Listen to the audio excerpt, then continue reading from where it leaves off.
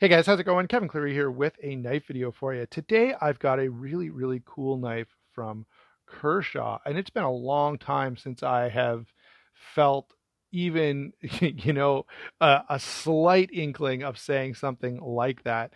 This, of course, is the Iridium. These have been pretty hard to get a hold of. They're sold out kind of everywhere. So probably many of you watching this have one because you've already bought one. But uh, I have not been able to get my hands on one, but there's a bit of a story here. So a local guy to me happens to be editor of our local paper. You can give him a follow on Instagram, Daily Pocket Dumps. Um, I'll put that in the description box so that you can because everything's spelled so weird on Instagram. But I'll put it in the description so you can go and find him and give him a follow.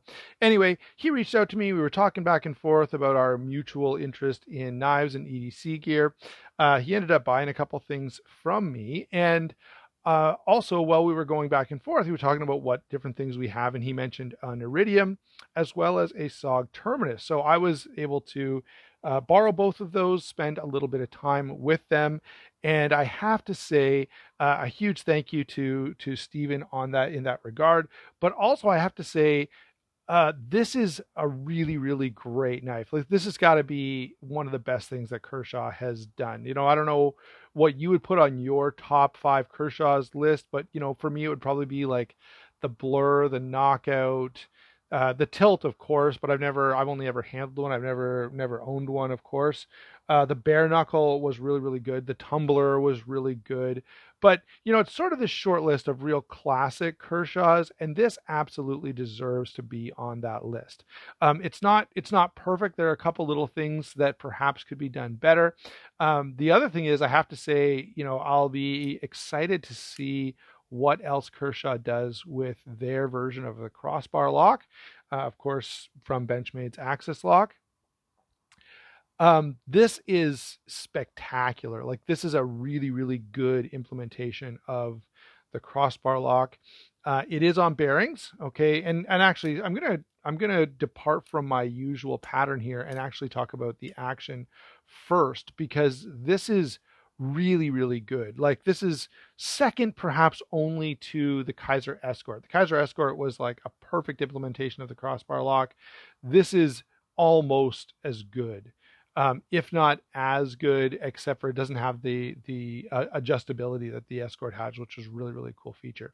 Um, you know, Possibly better than even Benchmade's own version. Although, Benchmade's, to give them credit, over time they do break in really well. Like this is a great knife. The Super Freak is well sought after for a good reason. It's exceptionally well done, and probably one of the better EDC knives that are available out there.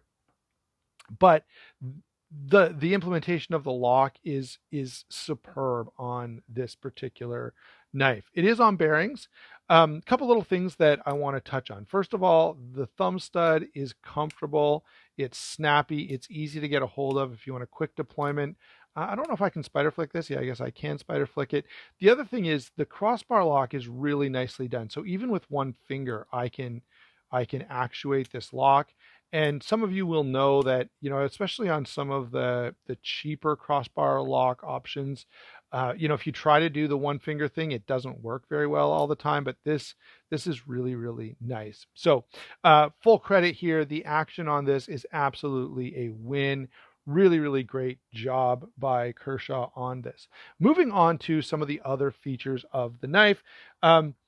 Again, this does make me think, man, imagine what Kershaw will be able to do uh, if they are able to execute this lock this well consistently over a couple of different models. That'll be really good. All right, size on this is 8 inches overall. Normally we start with size, but we skipped it because the action is the big story here. Moving on though, size is 8 inches overall, 3 7/16 on the blade length, 4.5 inches when closed. So pretty compact package for everyday carry. 3 3/4 inches of grip area, which is quite nice for a knife of this size, right? Even my large hands have no issue. And you could, if you needed to, use sort of this little flattened portion to add a little extra space there for choking up.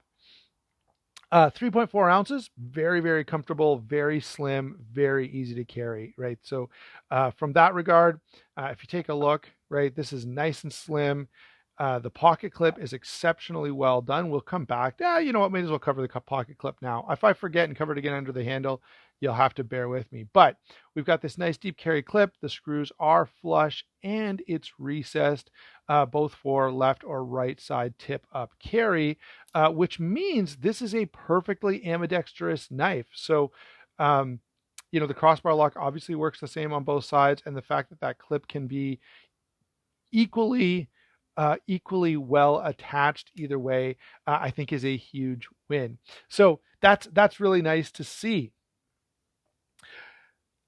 Back to our usual order. Normally we go size and weight, blade, action, blah blah blah. So this time we started with action. Now we've got size and weight. Let's get to the blade, because the blade is probably the only thing that I don't absolutely love. I still like it. It's thin. It's nice and thin behind the edge. It's a satin finish, which I absolutely love. Stonewash on the little bit of flat here. There's not a lot of flats. We've got this sort of secondary. It's sort of a dagger style grind, although not ground fully for a dagger. So it's a swedge-ish type thing at the top here. You can see the stonewash is carried over onto the spine there. Very fine tip. And that really brings me to the only two criticisms I have for this knife in general. All right. The blade is D2, which for the price point of these, I'd like to see something a little better. 154 cm would be ideal here. 14C 28N, VG10, something a little more, one, because Kershaw, there are a couple things we have to say here. One, Kershaw is a brand that is known and gets bought by a lot of people who are not knife enthusiasts. These are people who are not going to oil their blades. They're going to buy this. They're going to take it out of the package, put it in their pocket, and never think twice about it until, because of their sweat and they're outside on a rainy day and that kind of thing. This blade ends up rusting on them, and not realizing that D2 is not stainless, they'll be like, what the heck is wrong with this knife? So I think, a standard EDC knife, while D2 does give you great edge retention, not necessarily better than 14C 28N. So that I feel like would have been a little bit of a better option for this particular knife. Or 154 cm, same idea. Something a little more stainless I think would have been nice here. The other thing is, now this is a very slim EDC style knife, so this is really an unfair criticism, but even on my EDC knives, I like the blade stock to be just a little thicker than this, in case, hopefully I never have to worry about it, but in case I have to do something a little more strenuous, maybe some outdoor work, something like that. I've got to, something breaks on my car and I've got to be prying on something, whatever. Well, I don't want to do that with my EDC knife. If it has to happen, I'd like to have a little bit thicker blade stock to make me a little more confident about that kind of thing. Both of those are fairly minor gripes. Okay. With a satin finish, my experience is that D2 performs pretty well in terms of corrosion. And of course, in an EDC blade, that's, it's not tactical, it's not hard use. That's not what this design is meant for. And so even my blade thickness criticism is a little bit unfair. Okay. Moving on from the blade, we've already talked about the action. Let's talk a little bit about this handle. So we've got this nicely anodized aluminum over stainless steel liners. Pocket clip is milled or recessed on both sides. Nice flush screws, exactly the way it should be done. There is a slight contour here, which is really, really impressive. I don't know, you can kind of probably catch it there as I kind of rotate the knife back and forth. That does make a difference for feel in hand. This is a really nice feeling knife. It's not, it's slim and it's small. Think of perhaps the Benchmade 940. Okay. That kind of feel in hand. So if that's too slim for you, this may be as well. But it's really hard to imagine comparing a Kershaw to a Benchmade 940, but there it is. Like, this is actually very compelling. In fact, I might like this a little more than a 940. I'm not a big fan of the 940 though, so that's my own bias showing through. Okay, but yeah, really well done. There's a bit of a pop of color here with this gold brown backspacer. Again, anodized aluminum, nicely done. Lanyard hole there in the back if you're that kind of guy. Internally, the stainless steel liners don't seem to be milled out, but the weight is not that bad. We already covered that. 3.4 ounces is not anything to complain about. Again, the action is absolutely superb. Comparisons here, I don't have a lot, but if you want a very similar knife, very EDC minded that costs, quadruple the amount, you might look at the Tactile Knife Co. Maverick. Really, it's just more the philosophy, a high end, really nice looking EDC style knife. Of course, the Benchmade 940, as we already mentioned, the Griptilian, the Bug Out, these would all be in a similar vein, EDC style folders. That might be appealing to you as an alternative to this, especially if you want to, up the materials just a little bit. One knife that I think, I only have the XL version.